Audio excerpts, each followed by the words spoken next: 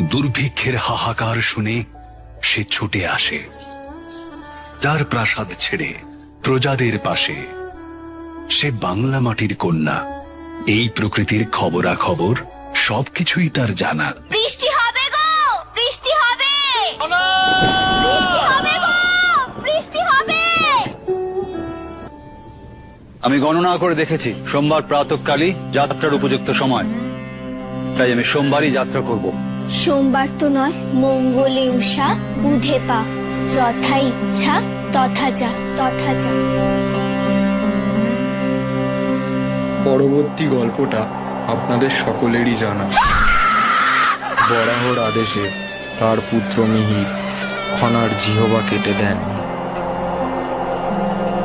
রচিত হয় লীলাবতীর জীবনের উপসংহার, আর শেষ হয় খনার বচন।